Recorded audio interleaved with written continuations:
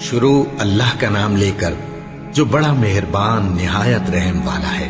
بے شک ایمان والے کامیاب ہو گئے جو نماز میں عجز و نیاز کرتے ہیں اور جو بیہودہ باتوں سے منہ موڑے رہتے ہیں اور جو زکوٰۃ ادا کرتے ہیں اور جو اپنی شرم گاہوں کی حفاظت کرتے ہیں مگر اپنی بیویوں سے یا کنیزوں سے جو ان کی ملک ہوتی ہیں کہ ان سے تعلق قائم کرنے میں انہیں ملامت نہیں، اور جو ان کے سوا اوروں کے طالب ہوں وہ اللہ کی مقرر کی ہوئی حد سے نکل جانے والے ہیں، اور جو امانتوں اور اقراروں کو ملحوظ رکھتے ہیں اور جو نمازوں کی پابندی کرتے ہیں یہی لوگ میراث حاصل کرنے والے ہیں، یعنی جنت الفردوس کے وارث بنیں گے، وہ اس میں ہمیشہ رہیں گے۔ اور ہم نے انسان کو مٹی کے خلاصے سے پیدا کیا ہے، پھر اس کو ایک مضبوط اور محفوظ جگہ میں نطفہ بنا کر رکھا، پھر ہم نے نطفے کا لوتھڑا بنایا، پھر لوتھڑے کی بوٹی بنائی، پھر بوٹی کی ہڈیاں بنائیں، پھر ہڈیوں پر گوشت پوست چڑھایا، پھر اس کو نئی صورت میں بنا دیا۔ سو بڑا برکت والا ہے اللہ جو سب سے اچھا بنانے والا ہے۔ پھر اس کے بعد تم مر جاتے ہو، پھر قیامت کے روز اٹھا کھڑے کیے جاؤ گے، اور ہم نے تمہارے اوپر کی جانب 7 آسمان پیدا کیے، اور ہم خلقت سے غافل نہیں ہیں۔ اور ہم ہی نے آسمان سے ایک اندازے کے ساتھ پانی برسایا، پھر اس کو زمین میں ٹھہرا دیا، اور ہم اس کے نابود کر دینے پر بھی قادر ہیں۔ پھر ہم نے اس سے تمہارے لیے کھجوروں اور انگوروں کے باغ بنائے، ان میں تمہارے لیے بہت سے میوے ہوتے ہیں اور ان میں سے تم کھاتے ہو۔ اور وہ درخت بھی ہم ہی نے پیدا کیا جو طور سینا کے دامن میں ہوتا ہے، یعنی زیتون کا درخت کہ کھانے کے لیے روغن اور سالن لیے ہوئے اگتا ہے، اور تمہارے لیے چوپایوں میں بھی عبرت ہے کہ جو ان کے پیٹوں میں ہے اس سے ہم تمہیں دودھ پلاتے ہیں، اور تمہارے لیے ان میں اور بھی بہت سے فائدے ہیں، اور بعض کو تم کھاتے بھی ہو، اور ان پر اور کشتیوں پر تم سواری بھی کرتے ہو۔ اور ہم نے نوح کو ان کی قوم کی طرف بھیجا تو انہوں نے ان سے کہا کہ اے قوم، اللہ ہی کی عبادت کرو، اس کے سوا تمہارا کوئی معبود نہیں، تو کیا تم ڈرتے نہیں؟ اس پر ان کی قوم کے سردار جو کافر تھے کہنے لگے کہ یہ تو تم ہی جیسا آدمی ہے، تم پر بڑائی حاصل کرنی چاہتا ہے، اور اگر اللہ چاہتا تو فرشتے اتار دیتا۔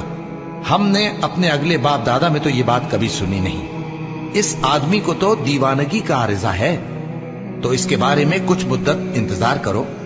نوح نے کہا کہ پروردگار، انہوں نے مجھے جھٹلایا ہے، تو میری مدد کر۔ بس ہم نے ان کی طرف وحی بھیجی کہ ہمارے سامنے اور ہمارے حکم سے ایک کشتی بناؤ۔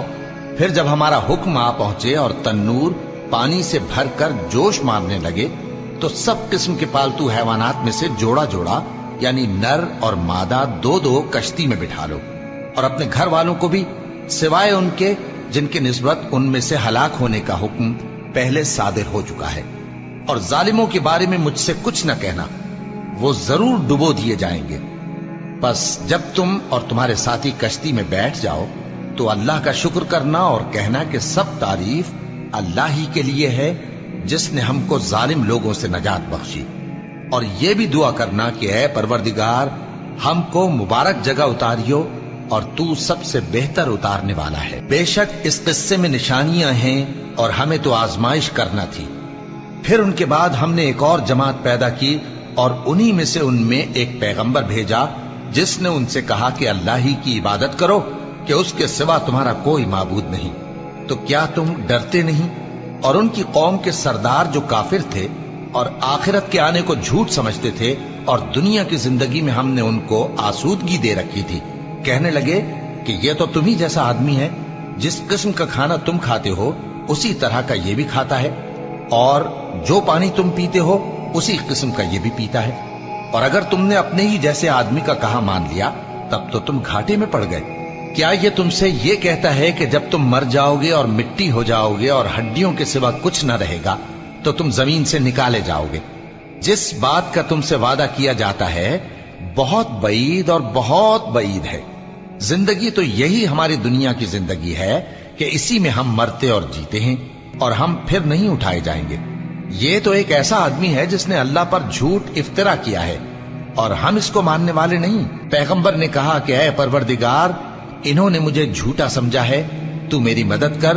فرمایا کہ یہ تھوڑے ہی عرصے میں پشیمان ہو کر رہ جائیں گے، آخر ان کو وعدہ برحق کے مطابق जोर की आवाज ने आ पकड़ा तो हमने उनको कूड़ा कर डाला।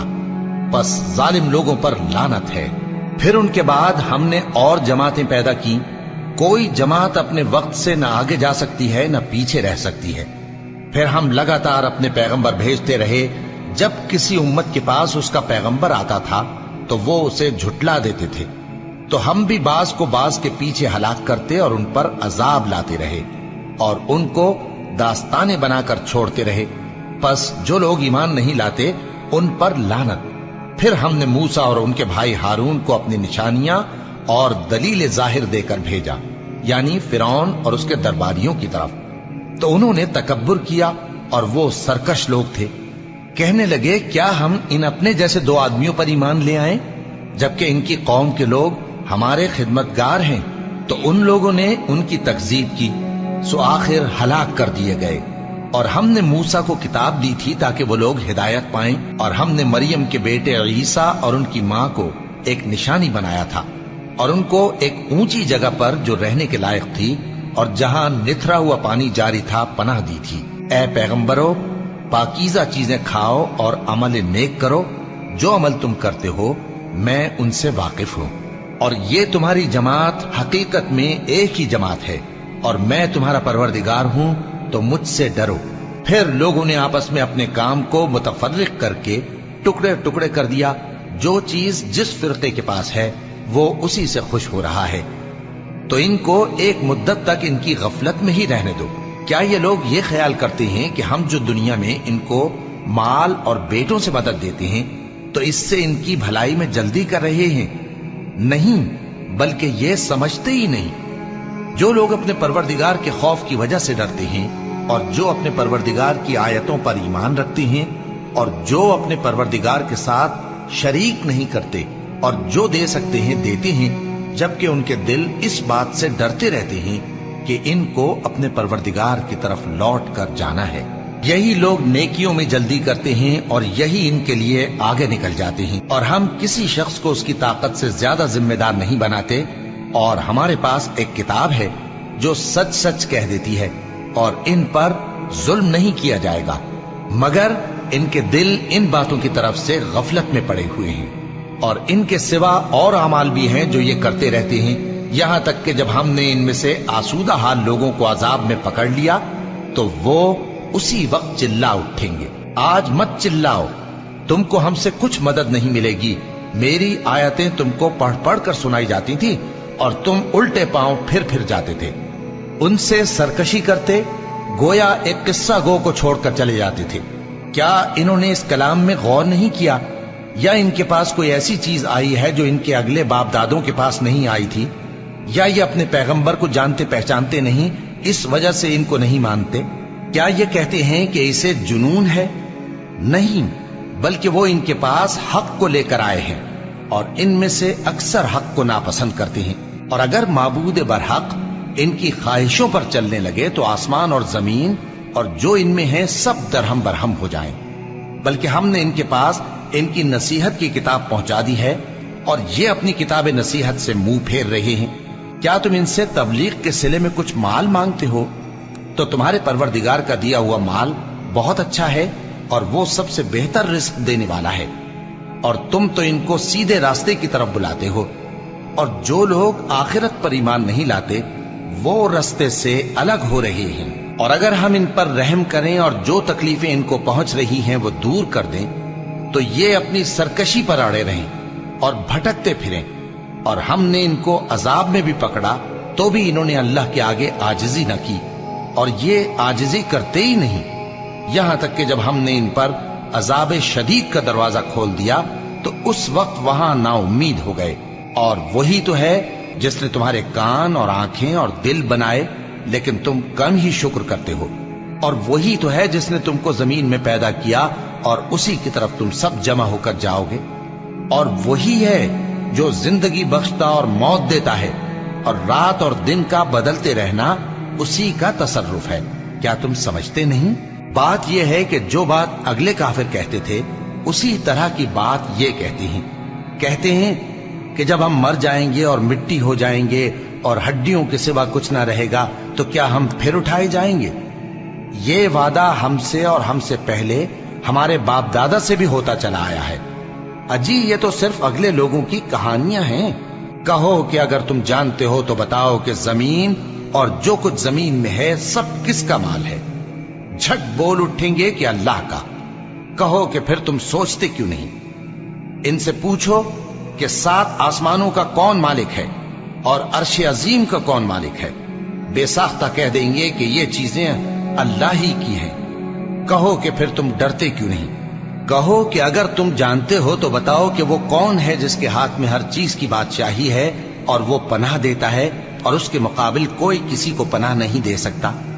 فوراً کہہ دیں گے کہ ایسی بادشاہی تو اللہ ہی کی ہے۔ کہو کہ پھر تم پر جادو کہاں سے پڑ جاتا ہے؟ بات یہ ہے کہ ہم نے ان کے پاس حق پہنچا دیا ہے اور یہ جو بت پرستی کیے جاتے ہیں بے شک جھوٹے ہیں۔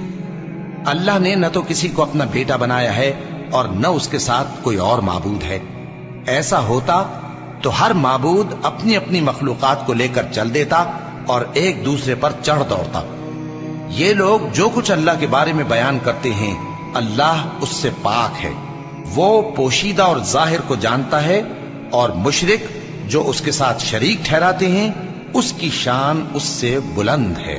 اے نبی کہو کہ اے پروردگار، جس عذاب کا ان کفار سے وعدہ ہوا ہے اگر تو میری زندگی میں ان پر نازل کر کے مجھے بھی دکھائے تو اے پروردگار مجھے اس سے محفوظ رکھیو اور ان ظالموں میں شامل نہ کیجو، اور جو وعدہ ہم ان سے کر رہے ہیں ہم تم کو دکھا کر ان پر نازل کرنے پر قادر ہیں، اور بری بات کے جواب میں ایسی بات کہو جو نہایت اچھی ہو، اور یہ جو کچھ بیان کرتے ہیں ہمیں خوب معلوم ہے۔